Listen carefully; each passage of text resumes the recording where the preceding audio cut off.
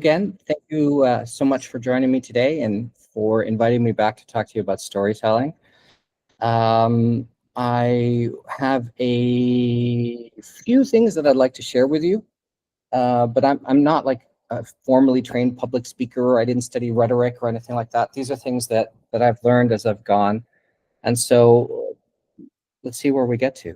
But let me share a presentation. Ah, shit. One second. I'm having to give permission to Chrome to share screen. You should have permission. No. It's in my. Okay, gang. I'm gonna have to rejoin you. I'll be right. I've got to exit Chrome. I'll be right back. Okay.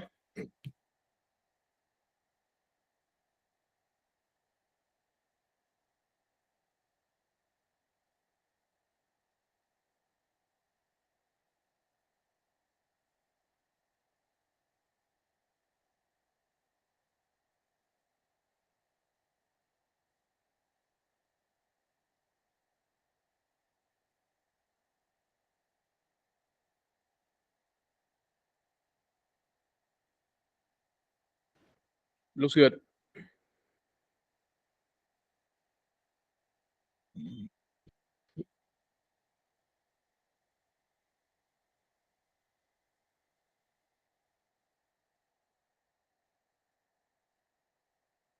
You are still muted. Thank you. Sorry. All right. Look at me coming across like an old man trying to set something. All right. Good. Okay. So look. Here's a few points about storytelling and negotiation, and they go together. I put this together, some ideas, and asked for some help from some of the Gen Zs in my team to create the deck. So let me just say that the visual style employed here is not necessarily mine, but they do help reinforce the points. Look, what's the bottom line before we go anywhere? Is this. We are all storytellers. So this is Joan Didion. She's a famous American writer, one of my favorite writers. She's an essayist. And she has a famous line of, "We tell ourselves stories in order to live." And that's true. We live from stories. You may not think of yourself as somebody who's a good presenter or a natural storyteller. But if you were ever, when you were a kid, got in trouble with your parents and tried to talk yourself out of that situation, that's storytelling. When you hang out with your friends and tell them what you're done, that's storytelling. When you try and woo somebody you're interested in, that's storytelling. Storytelling is just communication, and it's fundamental to being us, to being people, to living in a society as can be. The art and the challenge is to take what we all do naturally and realize how to apply that into a commercial context. But start from that foundation. You all naturally know how to tell a story. What's the challenge? It's fucking scary. Public speaking is scary. Presenting is scary. Standing up in front of a stage of people is scary. And that's normal.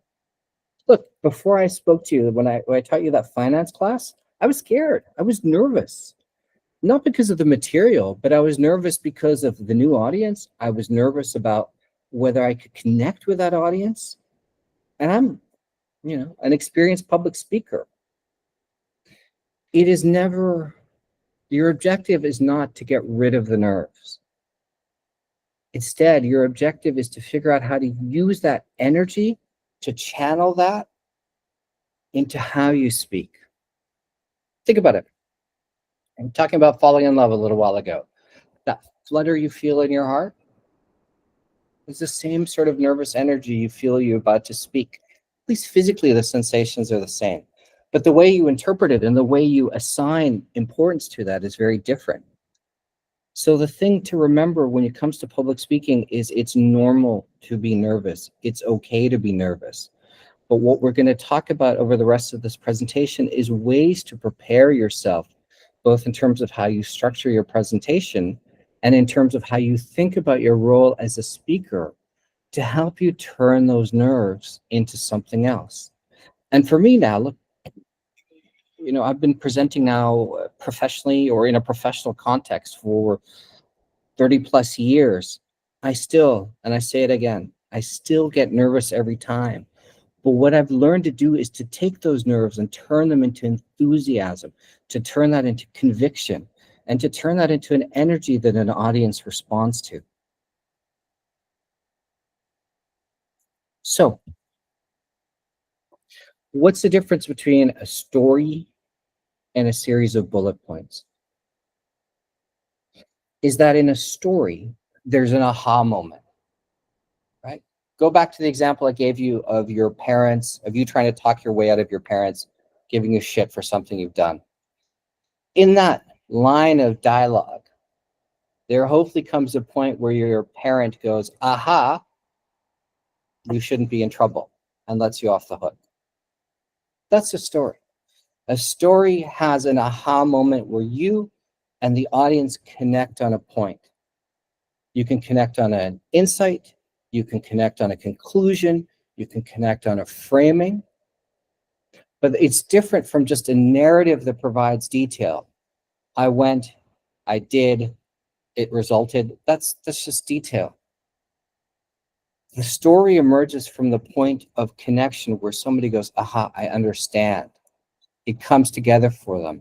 And why that's important is that one of the most fundamental forces in human psychology is a sense of being in a single group. In-group versus out-group behavior. It's where we come from. It's the basis of tribes. It's the basis of community. That aha moment not only helps your audience realize what you want them to know, it also creates that sense of community and connection with you that massively increases the level of trust and confidence they place in what you say, right? So we are about building connections when we're giving presentations. It's never a monologue where you're just providing information. It is entirely about trying to trigger that aha moment in your audience.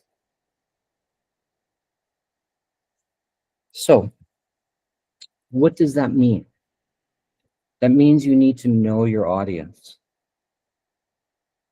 You have to earn their attention. You have to maintain their interest.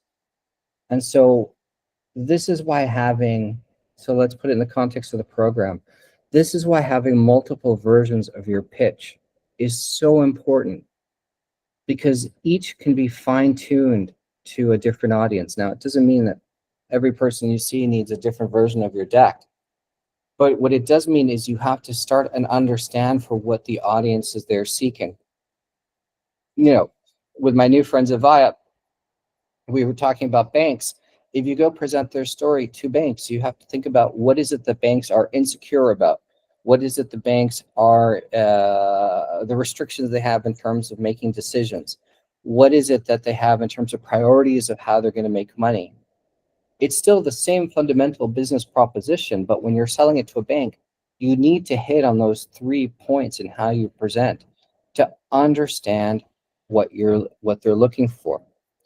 At times, and this will sound really tactical and stupid, it can come down to word choice, making sure you're choosing the language that resonates with your audience. I remember joking with my colleagues when I first joined, when we were talking about our app, and saying that if we present that as just the app of an asset manager, oh hum, if we say this is our foray into fintech, oh my God, it's suddenly so much more exciting. It's the same thing, but words matter because words will have different weights with your audience. So in preparing for your speech or in preparing your decks, you need to think about what are the key things your audience will be looking for. And again, it's a very simple framework, especially in a commercial context. What are people afraid of? What are their fears? And I'm telling you, most corporate partners or institutional partners always start from their insecurities rather than their convictions. Focus on what are their guardrails, is it that they can or cannot do. Really important, you may have the greatest idea, or it's something that your audience just structurally cannot do. Then you're never going to connect. And you're never going to know all of those guardrails, but try as much as you can. Right? And then the third is ultimately, what's the upside? What's the benefit? What's the proposition? What is it that will make things better for them?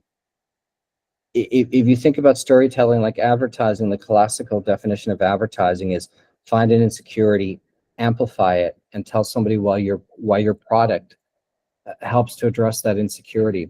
There's an element of that, especially for you as builders, where you're trying to get your first customers, your first partners, get people to build into your believe in your system, believe in what you're presenting. That how you're a solution to a pain point is fundamental. It's not just a buzzword. It's what is commercially activating in the conversations you will have.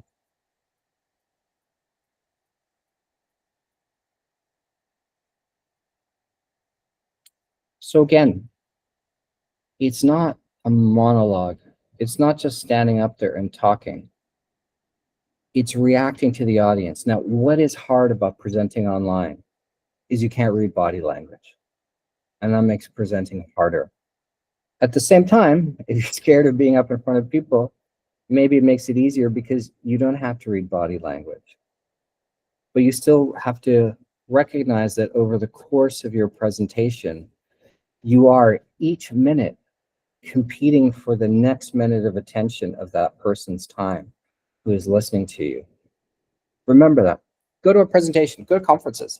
You know, Leo, when I saw you at the PayFi event, there were, call it 100 people in the room, 2 or 3 people talking.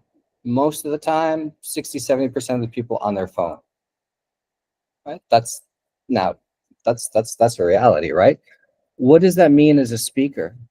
That is a tell for you to look at for engagement. What's a simple way to get people to engage with you? If you look out and you see your audience all on the phone, ask them a question. And don't just ask it rhetorically. Ask people to do something physical. Ask people to say, hey, how many of you went to see Demon Slayer at the cinema? Show of hands. Stupid, right? But that simple action takes people out of where they were and brings you back into the moment. Brings them right back into the moment. And by having them put up their hand to say, I agree, or I disagree, or whatever it may be, you're breaking that dynamic of them looking down at their phones. It's also a way of checking how engaged your audience is. By asking them a question and asking them to respond physically, you can see the speed of response. But even if people are slow, if you get them to interact with you, it will return the attention to you. It will bring the energy back.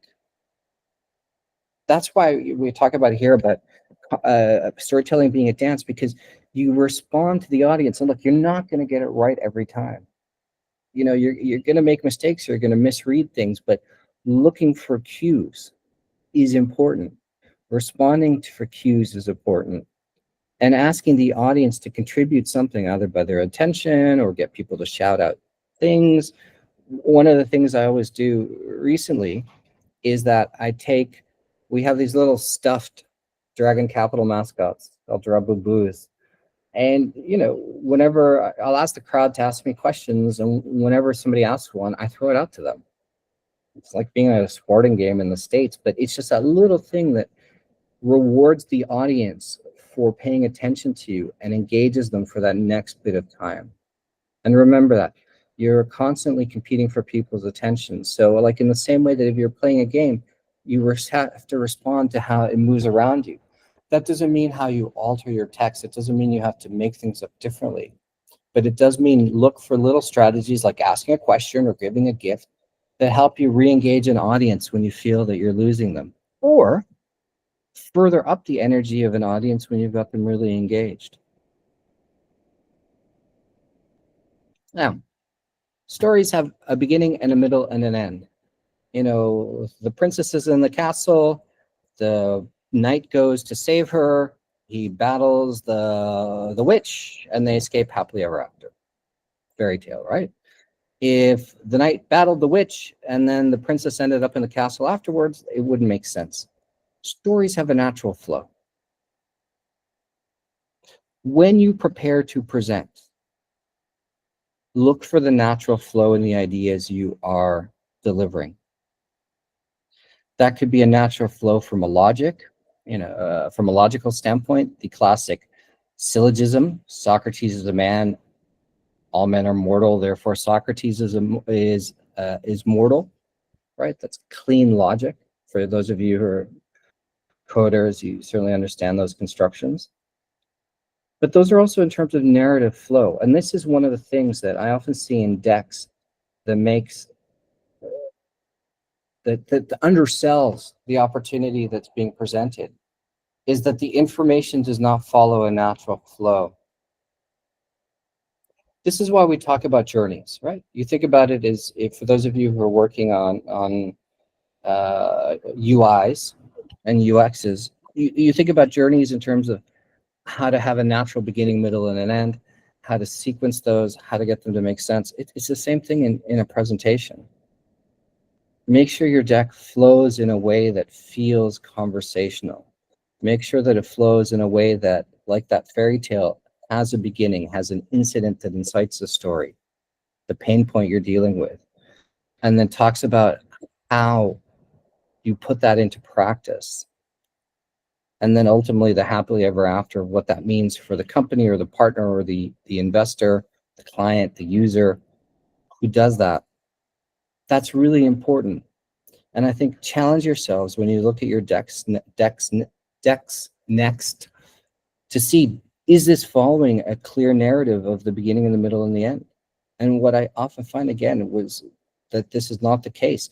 There's a lot of good information, and the hard thing, especially when in a business context like where you are, there's so many things you're excited to tell people about your business that you have to edit. You have to take things off the table. Maybe you hint at them, put them in an appendix, but in the core story, you take them off the table. But then make sure that you follow that flow, and follow that flow where, again, starts with a problem, deals with a resolution, and then the happily ever after of what it means as it scales out is a natural way to present information. Now, all of this sounds all very philosophically interesting, or maybe it doesn't. But what I've talked about a lot is reading an audience, figuring out how to sequence a story, figuring out what it is that you want to say. And to do that effectively, you need practice. But how often do we get a chance to practice public speaking or storytelling? How often do we get a chance to negotiate? Problem is, not that many. And especially for you where you are right now and you're building journeys, the consequences are high. I get that. Consequences are high. So look, I'm going to propose to you a little hack. Tiny hack, but you have to do the work for that hack to pay off, which is when you listen to somebody present. Could be today, what I'm doing right now. Could be a meeting you go to. Could be a webinar you watch, whatever it may be. Some point later in that day, take 5, maybe 10, maybe 15 minutes, and think about that exact same presentation, how you would have done it. Don't change the information, or you can if you want, I guess, but that's not the point. The point is, what words did the speaker choose? What was the beginning and middle and end of how the speaker introduced that to you? Did the speaker do anything to connect with you in the audience as an audience? Did you have an aha moment? And reflect upon that and essentially practice in your head. What were the words that you would choose? What words? And that, again, I told you before, words matter. Jargon matters. Connection. Would you have changed anything in the flow? Would you have stuck a joke in there? Telling jokes really hard. Very scary. Very scary. But the ultimate way to get an audience's attention and to get them on your side is to make them laugh. But not easy. Not easy. But this is the way you hack things. And again, it's not perfect, like most hacks aren't, right? But by the number of opportunities you'll have to present are much smaller than the number of opportunities that you have to listen. And taking those opportunities to listen and then taking that material and standing back or sitting back and practicing in your head will accelerate your journey. Now, again, it's not going to make it any less scary when you stand up on the stage, but it's giving you an opportunity to work with somebody else's presentation and try to make it your own. And this is really, really key. Look, there's nothing in life that will give you competence and confidence like practice. But how can you practice whilst lowering the stakes and increasing the frequency? Is by doing this little hack that I give you. And look, honestly, I'm not expecting you guys to do this a lot, but try it twice. Twice. Take those 10 minutes and think through, how would have I put that into my words? And if those 2 times were useful, try it a 3rd time. If it doesn't, say fine, didn't work for me. But in those 2 times where you tried, genuinely try and say, would I have done this differently? What words would have I chosen? Or are these words that are words that could work for me? Why is that? Our final key point here today is that each of us has our own voice. When you are learning to be a speaker, your natural impulse is just to try and copy somebody else's style who you find effective. You watch a TED Talk, you want to sound just like that TED talker. Body language, word choice, phrasing. I see it in my colleagues. Our CEO is a very dynamic speaker. He's a very passionate speaker. He's a very charming and elegant speaker. And many of the members of our investment team try and copy his style, but they can't do it. They don't have his charisma. They don't have his presence. They don't have his knowledge. And so what comes off is they end up sounding like really ghetto versions of him who are inauthentic. And hark back to the point I made earlier. We, as listeners to a story, are fundamentally seeking a point of connection, of community, of tribe. How do you decide to let somebody into your tribe is when you have a sense of shared value. There's something that we both believe in that's important to both of us that we share connection upon. There's nothing that will stop that faster than inauthenticity. If you are listening to somebody and you think, they're bullshitting me. They just heard that somewhere, or they're copying somebody's words, then you're never going to connect. You're never going to invite that person into your tribe. You're never going to have that aha moment because you're going to doubt or just outright ignore everything they say. So part of your journey as storytellers is to find your voice. Now, you know your voice, you know what you sound like, but what I mean by that is, how do you present in a way that's authentic to you, right? So me, I'm like a dancing bear. I stand up on stage and I make people laugh and blah, blah, blah. That's my style. One of my colleagues, when I was still a banker, he hated being in front of other people. He never wanted to go out marketing, but he got to a point of seniority where he had to. And the way he would introduce himself is, look, he would say, I'm just a structurer. I'm not a marketer. I'm actually uncomfortable in front of you here. So let me tell you what is most important and answer your questions. And you know what? It was fucking powerful. Audiences used to love that, right? The people we were pitching to, the partners we were proposing to work with, because they thought, hey, this is somebody who is incredibly authentic. Was he sharing a vulnerability? Maybe, but not a huge one. But he was managing an expectation about what is his voice and what they could expect from his voice, and make it authentic, make it credible, make people want to connect with him on that. So each of you, let's circle back. Each of you are natural storytellers in your own way. The challenge, the journey is now finding what is that voice that works for you in a business context. And how do you find that voice? Again, it's practice. But the practice that you actually get on stage is a lot less frequent than the practice we just talked about right now of what you can get into your head.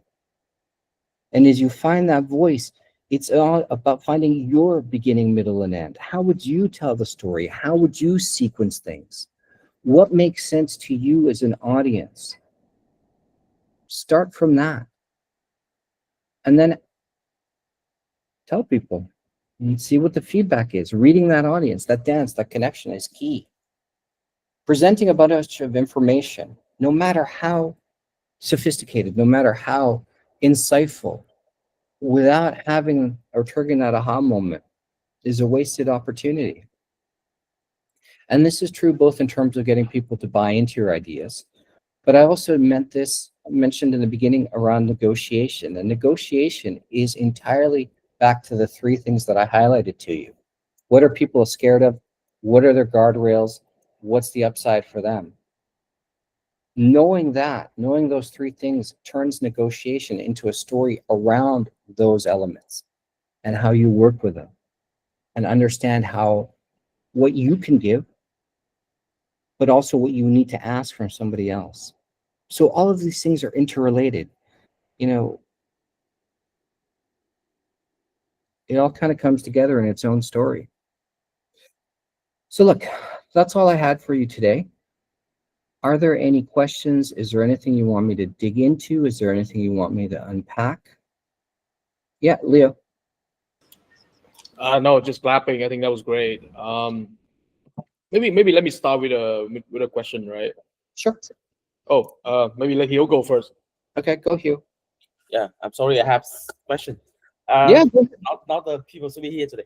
Anyway, I there's one thing I feel maybe my question is not from me, but from other people in here as well. Yeah, Because go ahead. in Vietnamese, we have something like we don't even we have actually I want to mention name as well. So my friend Tu, he's Okay. one of the mentor in here. But today on Instagram, he posts an image. It's like until it's done, tell not none. That is the law. So for I don't know if it's for founder, right? Our job is like going out, but we be very vocal about whatever we are doing. But what do you think about like until it's done, tell none? What is that mentality? Why we have that things? How we break that and do our job? Okay, look. Can you tell me the mentality one more time? So the message is until it's done, tell none. Until it's done, tell none. Yeah. Okay, look. That's risk management. That's fear of getting things wrong. Yeah, I got it. Thanks, Leo. Here's the thing. How do you know when it's done? Seriously, right? Now, what do you want to do? You don't want, if you got a great idea, you don't want to give it away to somebody for free and have them steal it from you. That's risk. You also, at the same time, don't want to cook in a kitchen without having anybody taste the food. Because that second scenario is where companies fuck up all the time. We do it. Dragon Capital, we've done so many times. Where we assume something about the market, about our customers, about attitudes, and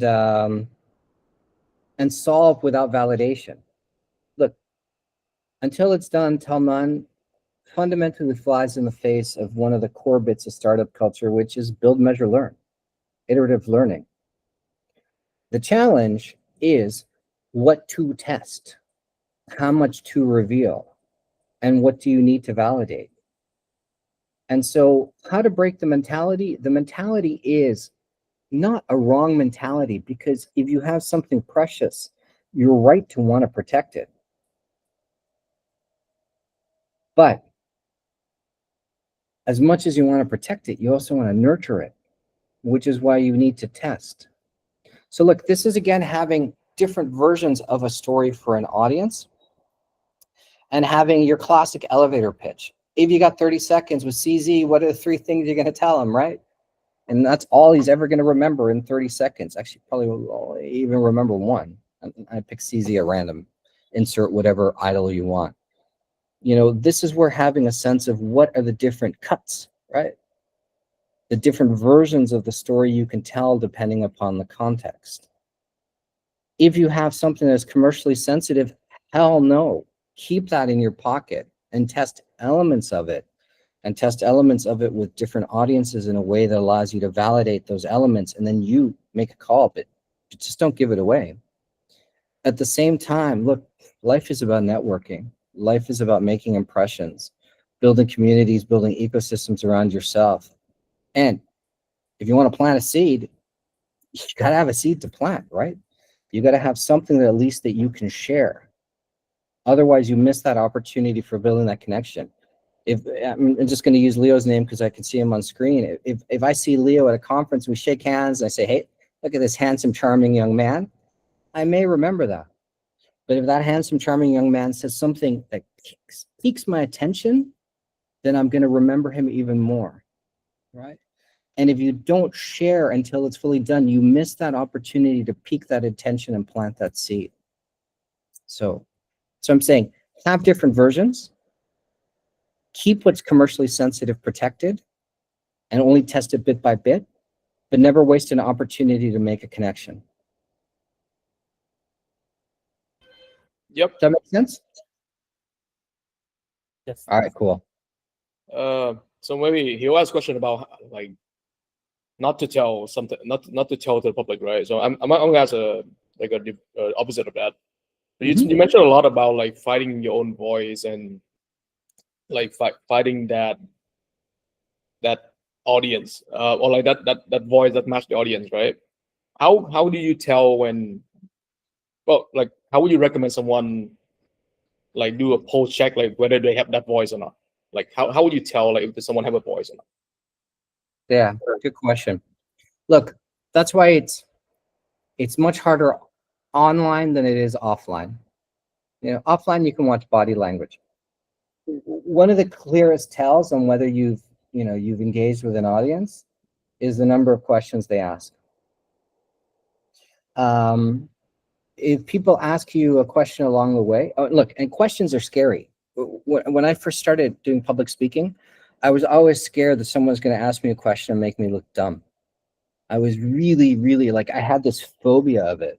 And funny thing is, most people don't like to ask questions in public because they don't want to look dumb when they ask the question.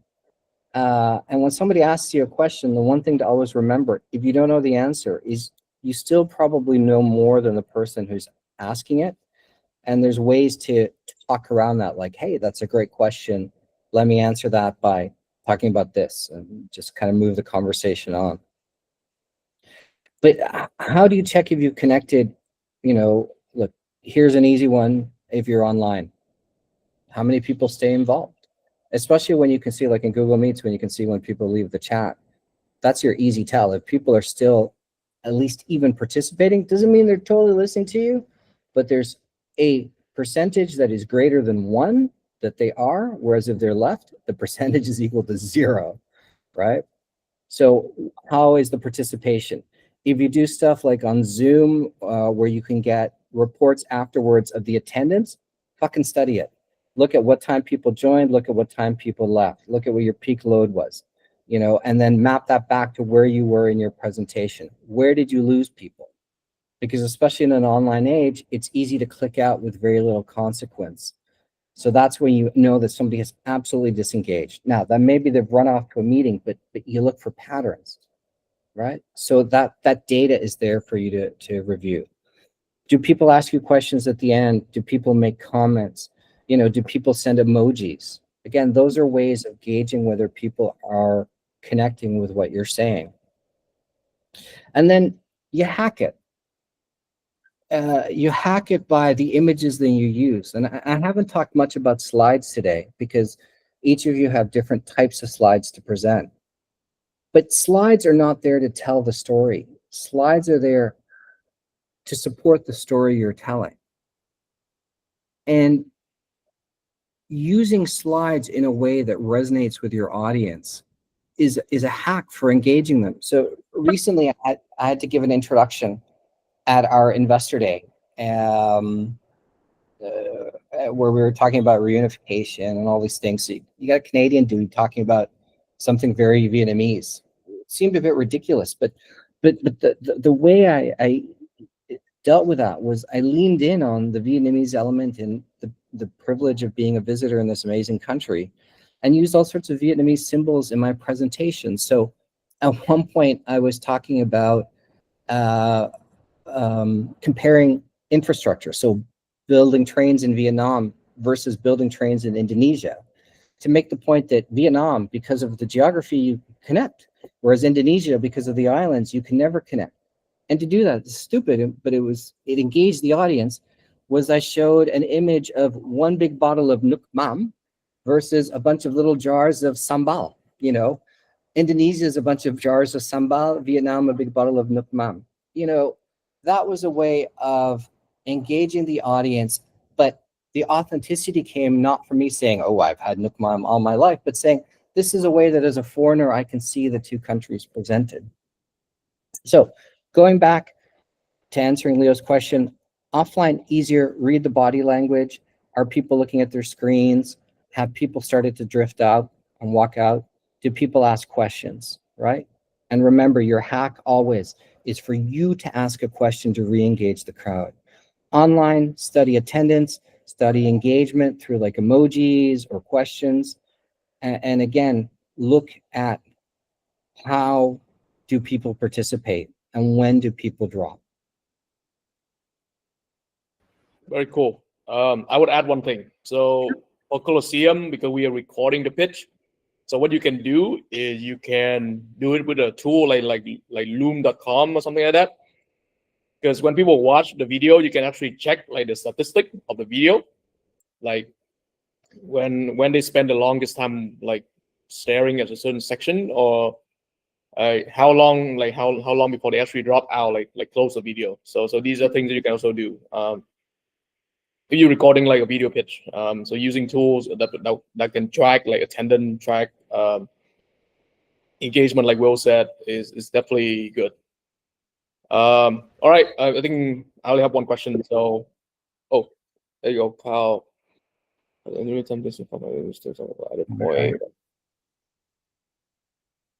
More practical question, yeah. And that's the core challenge, right? And this is where you have to think about what dictates that is the needs of your audience. What is it that your audience, what is the point, the most important point that you're going to connect with your audience, and how do you get there? Look, remember, all of these are strategies or tactics. Don't treat anything I've told you today as a hard and fast rule.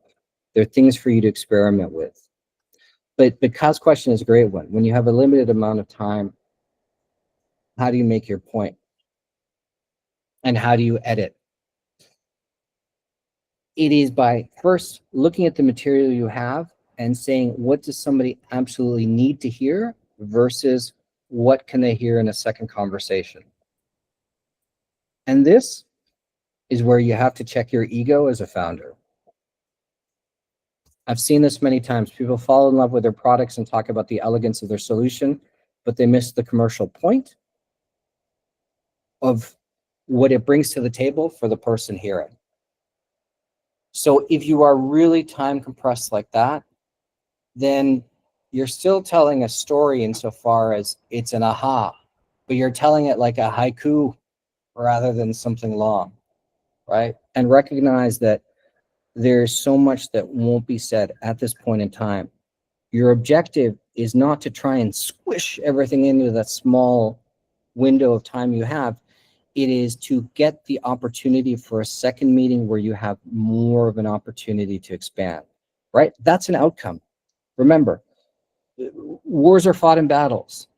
Engaging someone and building a relation is not one conversation and you're done. That's a fairy tale. That's naive, right? Sometimes the outcome of that conversation you're having is nothing more than I get to have another conversation after that. And that's where you edit and think, what is the most important thing that I need to plant that seed?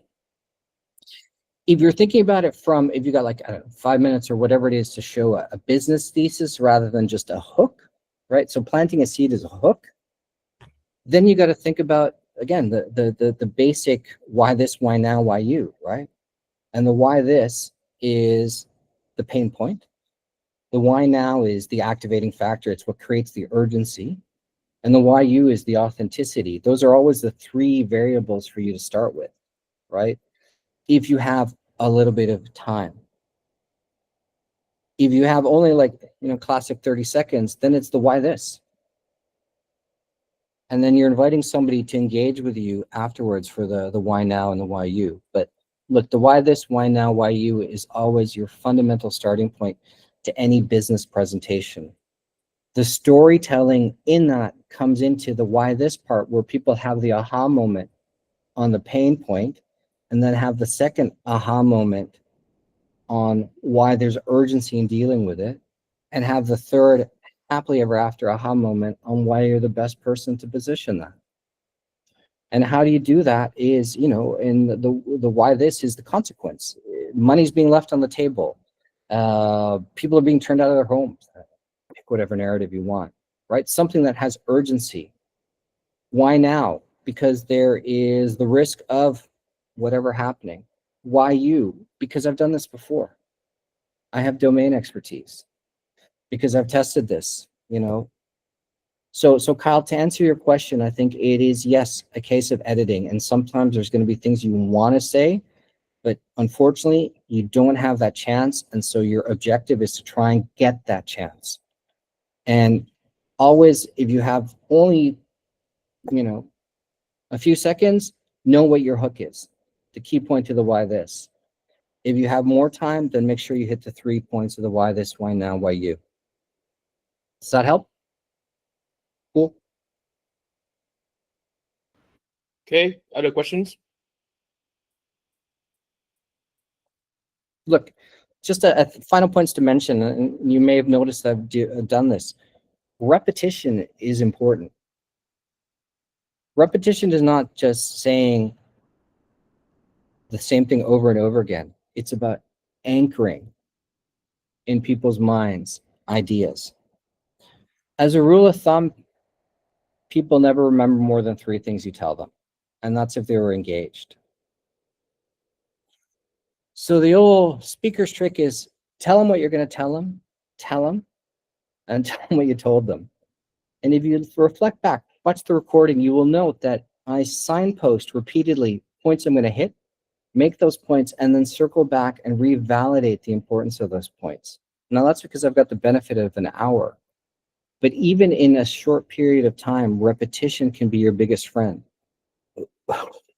I'm not trying to provoke something politically here as a discussion, but the ultimate example of this is Trump, right? He says the same shit, the most outlandish shit, but says it over and over and over and over again consistently. And at some point in time, people are like, maybe he's right.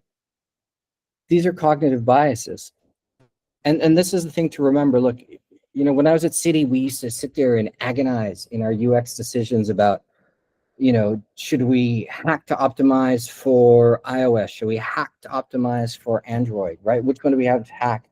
And then one day we had our own aha moment, which is, no, fuck, we need to hack how people make decisions, how people process information, decision theory, all of that. That's consistent. That's consistent across culture. It has refinements in language, but it's consistent across culture, geography, time. So if you really, really want to level up your game, you can do 2 things. You can, study cognitive biases, read about them and think about where they apply to what you say or how you think about things.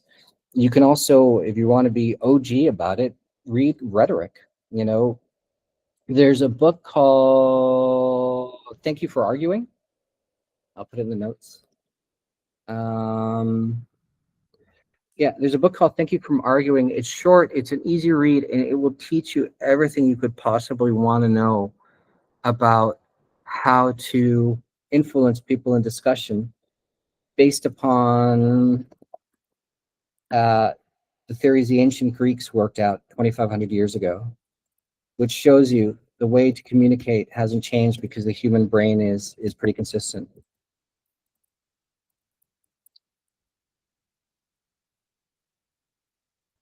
Alrighty, I think we're running out of time. Anybody have any final points, questions, concerns?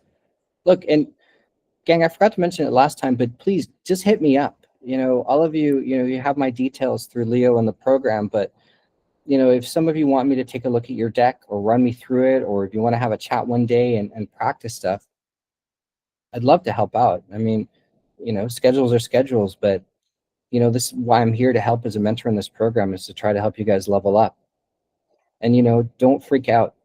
Being scared is part of it, but look for that foundation you have, which is your natural storytelling ability, and amplify that.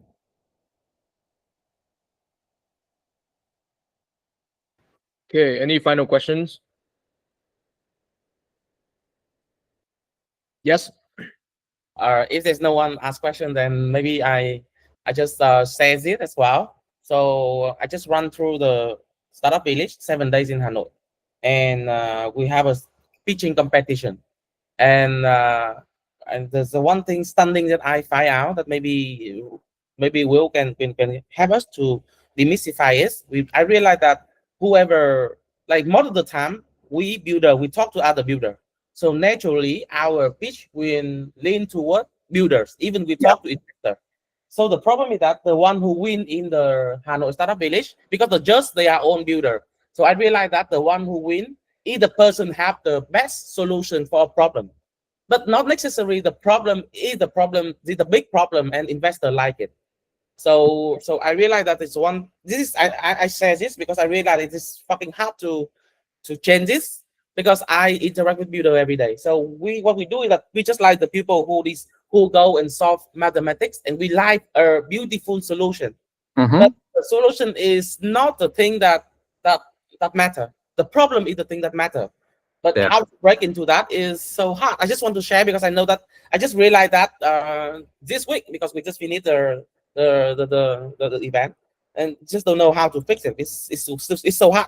Is it like, and it's also kind of like irresistible for builders to admire a beautiful solution, right? Because we solve problem all day. Yeah, that is such a huge point. And look, you know, you've said it in different words, but this is really a reflection of tribes. What I'm saying to you in the sense of connection. You know, if you were a builder talking to builders, that build element is something you'll connect upon. You know, and it triggers people's biases. You know, people will be drawn to that because it makes sense to them. How do you present something that is not as beautiful and not as elegant, but is maybe more commercially impactful? That's where you start to get tactical on how you introduce information. You have the one thing that helps you connect with your audience as a builder. I'm a credible builder. But then you shift the conversation outside of building and say, you know, we're all builders, but when we take a bus to go from A to B, we all know this problem. Then you move to something that's more general. You shift the way people are thinking about things. You shift them out of their bias. And then once you've shifted them out of that core bias, then you bring in something that, again, has a general sense of tribe to help connect people upon that. Right? Now, that sounds complicated, and it is. It takes practice. But you know, never, if you're dealing with a set of judges, like in Hugh's example of they're all builders, you're not going to change that. But your challenge is to connect with that and then shift them in the conversation in a way that allows you to give them something more, or encourages them to bring a broader lens to the problem that you're talking about. The other thing to bear in mind, and you know, this has been a criticism of startup culture for a long time, is that in many ways it really privileges Western education over Asian education. You know, because Westerners, we stand up, we write essays, we do all this sort of stuff. Maybe there's no substance, but we learn the blah, blah, blah of talking in front of people early on. Whereas in Asia, there's a precision, or there's an emphasis upon memorization, precision, duplication, you know, which lends to an audience you've got to recognize that pitching needs to balance those two. You need to have the chattiness of the Westerner, but you still in front of, especially pitching in front of builders who, as Hugh says, who looks for mathematical elegance, will want that rigor in the thinking of what's being presented to them. But at the same time, you want them to take a step back from that and see the commercial implication. I think I've kind of rambled there. No, I think that makes a lot of sense, right? You basically have different tribes trying to sell different things, but again, this is what happened to a lot of Vietnamese builders. I think that's a saying in Vietnam that like Vietnamese people rarely go beyond the bamboo forest of their own village. I don't know. Well, have you heard that phrase before? Dude, if I said that, that would sound like low-key racism. So, but I like the idea. Oh, I'm allowed to be racist to Vietnamese. I'm Viet, right? But just kidding. But I think there's some truth. Yeah, there's some truth to that. And just my personal experience, like having been on the investor side and having been on the builder side, I think we tend to think in silos. In terms of like the data that is available to us, the market that's available to us, and the resources available to us. So we don't see that many projects from Vietnam, like companies of Vietnam that actually have like a global reach. I guess because for the very same reasons. But of course, like blockchain is borderless. You're solving global problems from day one. So it's good to at least have an open mind, and of course have program like what Solana is doing, like this one. Just help everyone open their mind a little bit, interact, and like learn from each other. So I think it's what we're here to do. Yeah. Listen, Hugh, sorry, Leo, I mean, you make a huge point there on a few things, right? Like massive point. Yeah, I love that line of people don't look beyond the bamboo of their village, but that's universal, right? And that's tribes, right? People tend to be inwardly focused. What's the news in the US? They never talk about anything other than stuff that has US implications. They're most inwardly focused, one of the most inwardly focused nations you can find. Question is, again, going back to knowing your audience, is what you were saying to the audience, do you need them to leave the bamboo of their village? Or can you make things work within those biases? And that's a question about the proposition. Some cases, you don't need to. You don't need to take people out. If you need to take people out of their comfort zone or their normal frame of reference, then you need to think about what is the incentive for them to apply another lens. Look, all of us in life will have different perspectives at different points in times and things. What Leo, the example he gave right now, as a builder versus as an investor, or could be a commentator, or as a parent or as a child. This is what you've got to recognize is while people in the first context, the people you may be dealing with may be very much in a single lens, there are ways for you to draw them out to another lens if you give them an incentive for doing so, right? But this is why understanding the audience and understanding, are there biases you're playing to that you need to address? Or are there opportunities, or do I need them to come out of their biases to hear me in a commercial sense? Then you do things accordingly. And I think, look, the final point in all of that is the huge thing about Vietnamese companies' ability to market themselves abroad, right? Like in 2014, everybody in the free world was playing Flappy Bird, right? The most globally adopted Vietnamese product of all time. What was the upside to COVID? People who came home and brought international marketing standards, international perspectives. I'm not saying the Vietnamese standards aren't good, but people who can act as a medium to tell the story in a way that resonates for a global audience. And if you're building for scale, it's as Leo says, if we're talking about the blockchain, we're talking about global solutions, especially if you're really using the potential of a blockchain and not just a permission database, right?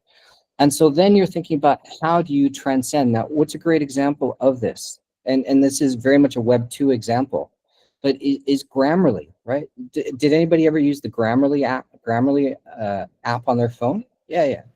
Do you know where it's from, Leo? No idea. It's from Ukraine. But the way it's packaged, right? The way it's packaged, the way it talks to you, it kind of feels American. I don't know. You know, you kind of assume it's yet another Bay Area startup, but it's from Ukraine. Here's one of the things for you as Vietnamese builders is, how do you think about how you storytell in a way that fucking takes Vietnam out of the picture altogether? Because you're dealing with a global pain point.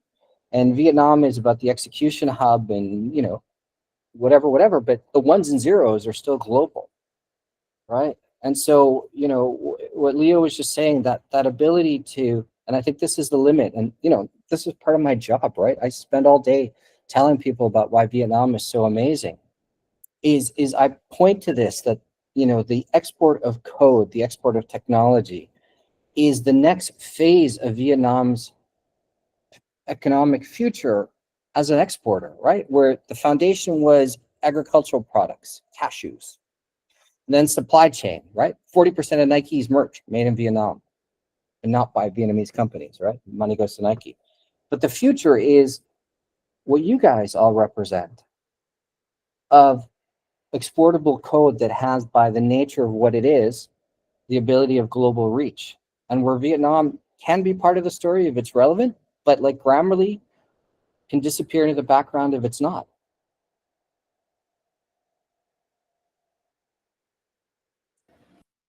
Very cool. Okay, I think that's all of the time we have today. So once again, thank you, Will. Thanks for My the very pleasure, man. insightful sessions, and we'll make sure to share the recording with you and also with everyone here. I think we should also share this with the larger Solana community. Here, what do you think? Yeah, sure. Yeah. So we'll make this available to everyone, and then we'll share with the larger Solana community, because I think a lot of builders can benefit from this. Hope that's okay with you, Will. Sure, no problem. Yeah, that's okay. All right, gang. All right. Take care. And All right. again, hit me up. Let me know how I can be of help. All right. Thank you, Will. Bye-bye. Thank you. Bye bye. Stop recording.